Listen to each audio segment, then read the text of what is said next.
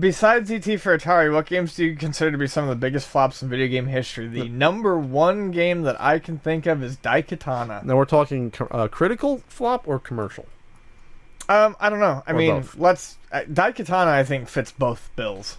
Because that was hyped as was it kicking your ass or whatever? I will make. I'll make you my bitch or something. I'll make you my. Yeah, John Romero's going to make you his bitch or that's something. what it was. Yeah. And that game was miserable. E.T. wasn't really a commercial flop. It sold. It was just a critical flop. But honestly, I'm having a tough time thinking of something that flopped as hard as Daikatana. In modern days, I'm on shortlist.com. Okami they have listed as a flop. Didn't sell that much. It really didn't. It's a cool game. critical success, commercial flop. All Points Bulletin? A multiplayer online game? That's a good one. So they pumped that up for a long time. I didn't even hear about this. And I will. You didn't.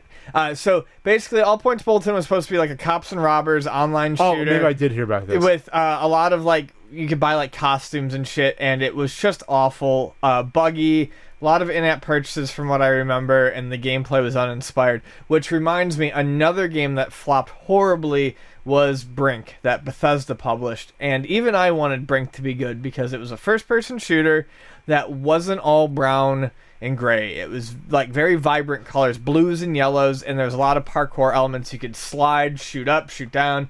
But it was all online based, and every mode was objective based. There was no simple deathmatch or anything like that, and that all got tiring really quick. This is pretty bad about APB. I didn't realize this. It cost £63 million to make the game. 3 months after the APB hit the shelves, I guess the studio entered some form of bankruptcy that they have in the UK, and the servers were switched off 3 months into the game. Yeah, it was. Wow, what a disaster! What company was it? It begins with an R. What's the company? They were the ones who made the Crackdown games too, or at least the sequel. But yeah, they went under after making APB. It was from the GTA lead designer David Jones. No, on this list, what's going on this list? Def Jam Rap Star. Didn't even know that came out. Rap karaoke game that sounds miserable. Daikatana's on here. Duke Nukem Forever. That sold a decent amount. It did. It was just a critical failure, and I don't think it sold a ton. What I think happened was because we saw it got sellbacks in the quantity of sports games. Oh, really? And it hit $1.99 price point in almost no time. For used? Wow. Yeah, $2.99, $1.99, somewhere in there. Grim Fandango did flop.